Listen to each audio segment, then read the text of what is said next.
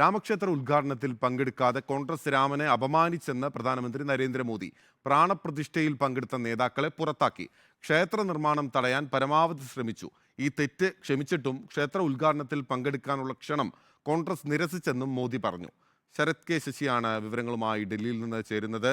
ശരത്ത്, പരമാവധി ഹിന്ദുത്വ അജണ്ട തെരഞ്ഞെടുപ്പിൽ പയറ്റുകയാണ് പ്രധാനമന്ത്രി നരേന്ദ്രമോദി. അതിൻ്റെ ഭാഗമായിട്ടാണ് കഴിഞ്ഞ ദിവസം തെരഞ്ഞെടുപ്പ് പ്രകടന പത്രികയിൽ മുസ്ലിം ലീഗിൻ്റെ ആശയങ്ങളാണ് എന്നുൾപ്പെടെയുള്ള പരാമർശങ്ങൾ ഉണ്ടായിരുന്നത്. ഇപ്പോൾ രാമക്ഷേത്രം കോൺഗ്രസിനെ നേരിട്ട് ആക്രമിക്കാനുള്ള ഒരു വടിയായി ഒരു ഹിന്ദുത്വ രാഷ്ട്രീയം തന്നെ റാലികളിൽ പറയുകയാണ് നരേന്ദ്രമോദി.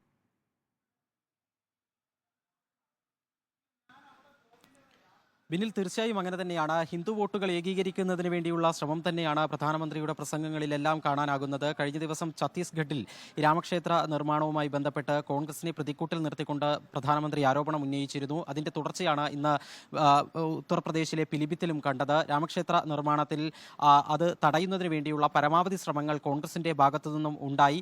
ആ ശ്രമങ്ങളൊക്കെ തന്നെ പാഴാവുകയും ജനങ്ങൾ അവരുടെ സ്വന്തം അധ്വാനം മൂലം അവിടെ രാമക്ഷേത്രം നിർമ്മിച്ചു. കോൺഗ്രസ് ഈ വലിയ തെറ്റ് ചെയ്തിട്ടും കോൺഗ്രസിനോട് ക്ഷമിച്ച് അവരെ രാമക്ഷേത്രത്തിന്റെ ഉദ്ഘാടനത്തിലേക്ക്, പ്രാണപ്രതിഷ്ഠാ ചടങ്ങിലേക്ക് ക്ഷണിച്ചപ്പോൾ ആ ക്ഷണം നിരസിച്ചുകൊണ്ട് ശ്രീരാമനെ അപമാനിക്കുകയാണ് കോൺഗ്രസ് ചെയ്തത് എന്നായിരുന്നു പിലിഭിത്തിലെ തെരഞ്ഞെടുപ്പ് റാലിയിൽ പ്രധാനമന്ത്രി നരേന്ദ്രമോദി ഇന്ന് ആരോപണം ഉന്നയിച്ചത്. ഈ പ്രാണപ്രതിഷ്ഠാ ചടങ്ങിൽ പങ്കെടുത്ത നേതാക്കളെ കോൺഗ്രസ് പുറത്താക്കുന്ന സാഹചര്യവും ഉണ്ടായി എന്നായിരുന്നു പ്രധാനമന്ത്രി ഇന്ന് പിലിഭിത്തിലെ പ്രസംഗത്തിൽ വ്യക്തമാക്കുകയും ചെയ്തത്. നേരത്തെ തെരഞ്ഞെടുപ്പ് പ്രചരണങ്ങൾക്ക് പ്രധാനമന്ത്രി തുടക്കം കുറിച്ചത് മീററ്റിലായിരുന്നു. മീററ്റിലെ തെരഞ്ഞെടുപ്പ് റാലിയിൽ തന്നെ അയോധ്യ പ്രധാനപ്പെട്ട തന്റെ പ്രചരണ വിഷയമാണ് എന്ന നയം പ്രധാനമന്ത്രി വ്യക്തമാക്കിയതായിരുന്നു. അവിടെ തന്നെ അസാധ്യമായതെല്ലാം സാധ്യമാക്കുന്നതിന്റെ ഉദാഹരണമായി അദ്ദേഹം ഉയർത്തിക്കാണിച്ചിട്ടുണ്ടായത് രാമക്ഷേത്രമായിരുന്നു. അതിന്റെ തുടർച്ചയിൽ ഇപ്പോൾ കോൺഗ്രസിനെ തന്നെ ഈ വിഷയവുമായി ബന്ധപ്പെടുത്തി പ്രതിക്കൂട്ടിൽ നിർത്തുന്ന ഒരു ആരോപണം പ്രധാനമന്ത്രിയുടെ ഭാഗത്തു നിന്നും ഉണ്ടാകുന്നു. ഇതിന് മറുപടിയുമായി കോൺഗ്രസ് നേതൃത്വം രംഗത്തെത്തുകയും ചെയ്തിട്ടുണ്ട്.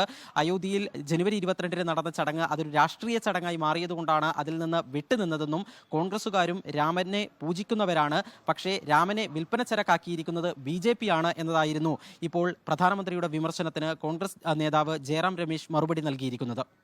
ഓക്കെ, ശരത് കെ ശശിയാണ് വിവരങ്ങൾ നൽകിക്കൊണ്ടിരിക്കുന്നത്. രാമക്ഷേത്ര ഉദ്ഘാടനത്തിൽ പങ്കെടുക്കാതെ കോൺഗ്രസ് രാമനെ അപമാനിച്ചെന്നാണ് പ്രധാനമന്ത്രി നരേന്ദ്രമോദി പറഞ്ഞിട്ടുള്ളത്. ആ വാക്കുകൾ കേൾക്കാം.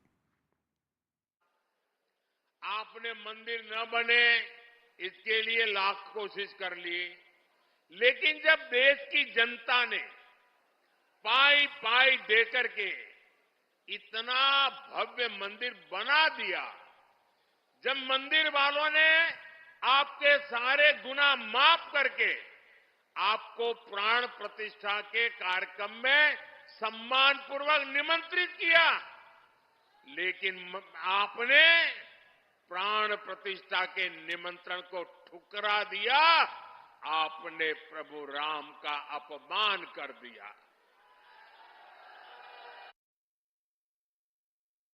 അവനാഴിയിലെ എല്ലാ അസ്ത്രങ്ങളും പ്രയോഗിക്കുകയാണ് പ്രധാനമന്ത്രി നരേന്ദ്രമോദി.